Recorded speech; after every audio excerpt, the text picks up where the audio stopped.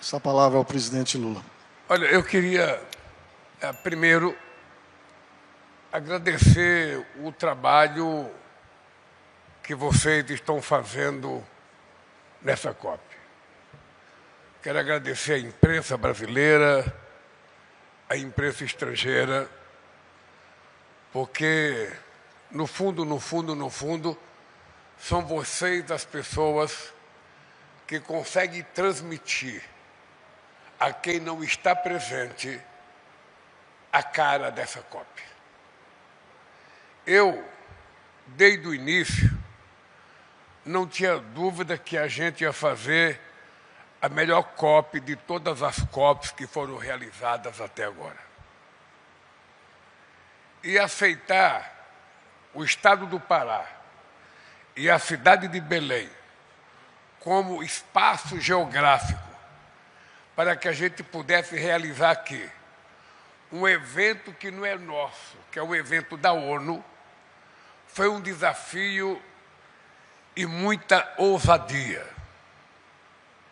Porque seria muito mais fácil fazer no lugar que já tivesse tudo pronto e que a gente não tivesse que ter nenhum desafio para trazer a uma cidade que muitos brasileiros sequer conhecem. E eu quero agradecer a vocês outra vez por isso.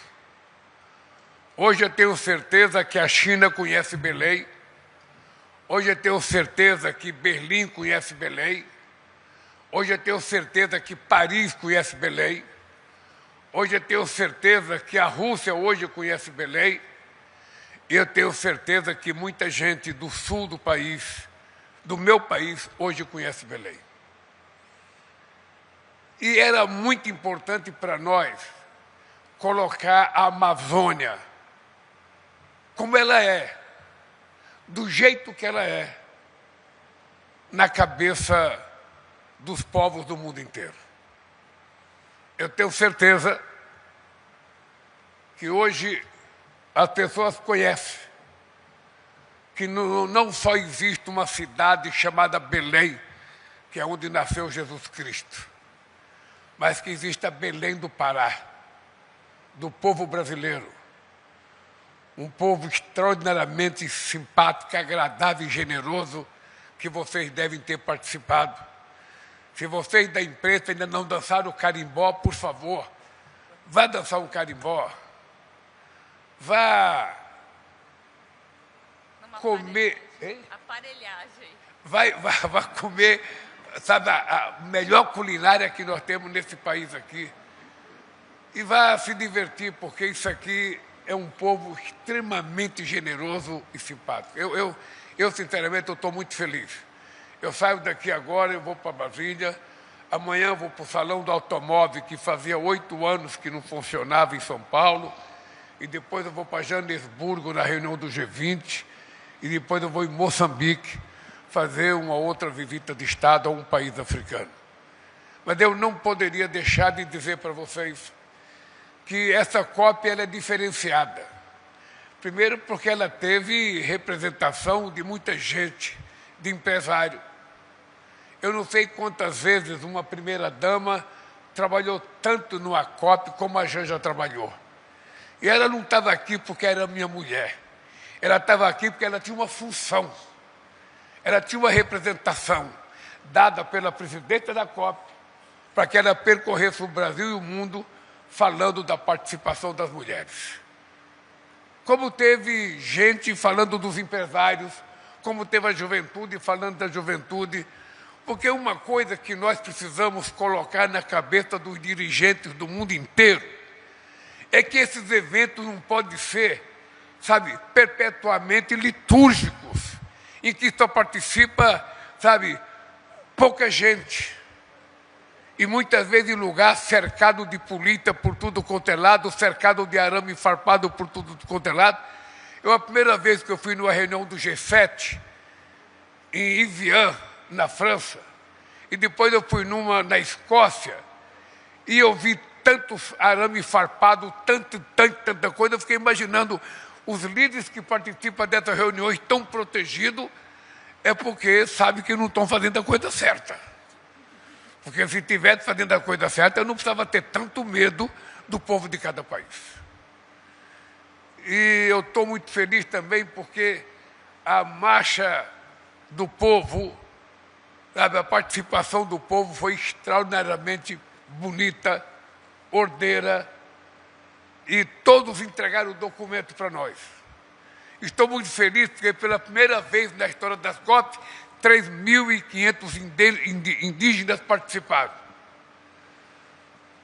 Porque as mulheres não são objeto nessa COP. As mulheres têm que ser tratadas como uma questão de gênero, merece ser tratada com respeito na participação plena, porque as mulheres não são cidadãs de segunda classe. E é preciso fazer com que nós, dirigentes, aprendamos isso. Um mínimo de colaboração que a gente pode dar é tentar fazer inovação. Inovação no nosso comportamento, inovação na nossa visão de nova sociedade, inovação numa nova compreensão do que significa um ser humano nesse planeta. Qual é o papel da juventude, qual é o papel das mulheres, qual é o papel do homem, qual é o papel dos negros, sabe? Todo mundo tem um papel na sociedade. E essa COP foi um pouco isso. Por isso que ela foi feita em Belém. Uma cidade que, segundo muita gente no Brasil, não estava preparada para fazer a COP. Isso aqui fez uma COP melhor do que a COP de Copenhague, do que a COP de Dubai, do que a COP de Paris, do que a COP de Londres, do que a COP de qualquer lugar. Porque aqui o povo foi mais povo. O povo participou mais.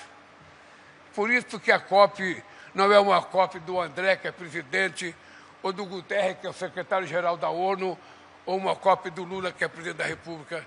Esta aqui pode ser chamada a primeira COP do povo do mundo inteiro. Porque aqui teve gente do mundo inteiro fazendo suas manifestações. Dito isso, eu queria dizer para vocês uma coisa extremamente importante. Os líderes que dirigem os países do mundo hoje precisam compreender que se a gente não tiver um comportamento de acordo com aquilo que é a aspiração do povo e a aspiração da juventude, a aspiração das mulheres, nós estaremos colocando em risco uma coisa chamada democracia. Nós estaremos colocando em risco uma coisa chamada multilateralismo. Nós estaremos colocando em risco uma coisa chamada credibilidade. Porque se nós não fizermos aquilo que nós geramos de expectativa para as pessoas não têm por que confiar nas suas lideranças. A questão do clima não é mais apenas uma visão acadêmica. Não é mais uma visão de meia dúzia de intelectuais. Não é mais uma visão de meia dúzia de ambientalistas. A questão climática é uma coisa hoje muito séria que coloca em risco a humanidade. E é por isso que nós tratamos isso com muita seriedade. É por isso que todos os dirigentes do mundo têm que saber que cuidar do clima é cuidar da manutenção e da existência do planeta Terra, porque ainda não encontramos outro lugar para nós sobrevivermos. Cuidar do clima é saber que os países ricos precisam ajudar os países pobres, de que é preciso colocar dinheiro para que as pessoas que têm floresta em pé mantenham a sua floresta em pé, para que as pessoas possam saber que, mantendo a floresta em pé, ele pode ganhar mais do que derrubando a floresta. Manter a nossa água limpa é um compromisso de manter o planeta funcionando. Isso não é uma coisa abstrata. Nós precisamos convencer as pessoas de que os bancos multilaterais, que cobram uma exorbitância de juros dos países africanos e dos países pobres da América Latina, precisa transformar parte dessa dívida em investimento para que a gente possa fazer com que a questão da transição energética seja verdadeira. As empresas petroleiras têm que pagar uma parte disso, as mineradoras têm que pagar uma parte disso, as pessoas que ganham muito dinheiro têm que pagar uma parte disso, porque senão quem vai sofrer é a parte mais pobre do planeta Terra. São as ilhas. São os pobres da África, da América Latina, da Ásia. Então é preciso que as pessoas tenham consciência que todo mundo tem que ter muita responsabilidade.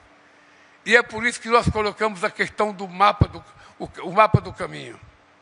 Ora, porque é preciso a gente mostrar para a sociedade que nós queremos, sem impor nada a ninguém, sem determinar o prazo, que cada país seja dono de determinar as coisas que ele pode fazer dentro do seu tempo, de possibilidade, mas que nós estamos falando sério. É preciso que a gente diminua a emissão de gás de efeito estufa. E se o combustível fóssil é uma coisa que emite muito gases, nós precisamos começar a pensar como viver sem combustível fóssil e construir a forma de como viver. E falo isso muito à vontade, porque sou de um país que tem petróleo, sou de um país que extrai 5 milhões de barris de petróleo por dia, mas também sou do país que mais utiliza etanol misturado na gasolina. Sou de um país que produz muito biodiesel e o nosso óleo diesel já contém 15% de biodiesel misturado. Sou de um país que tem 87% da sua energia elétrica limpa e eu quero que todos tenham. E para isso os países pobres têm que ser ajudados pelos países ricos.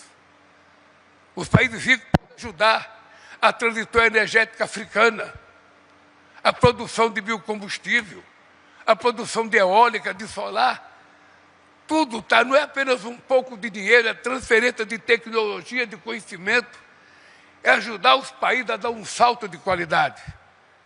E eu acho que a minha equipe que está negociando, 2 homens e uma mulher, ela é mais inteligente que os dois, que a gente consiga fazer as melhores negociações possíveis, que a gente consiga convencer, porque numa Copa a gente não impõe nada.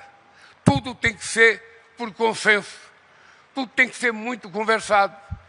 E nós respeitamos a soberania política, ideológica, territorial e cultural de cada país. Não queremos impor nada. Queremos apenas dizer, é possível. E se é possível, vamos tentar construir juntos. Por isso, eu estou feliz. Estou feliz. Eu estou tão feliz que um dia haverei de convencer o presidente dos Estados Unidos de que a questão climática é séria e de que o desenvolvimento verde é necessário. E estou tão feliz que eu sonho um dia até acabar com a guerra da Rússia e da Ucrânia, que já não existe mais razão dessa guerra continuar. Sou tão feliz que saio daqui para ir para Brasília, certo de que os meus negociadores irão fazer o melhor resultado que uma COP já pôde oferecer ao planeta Terra. Por isso, um beijo no coração de vocês e até o final da COP. Muito obrigado, presidente.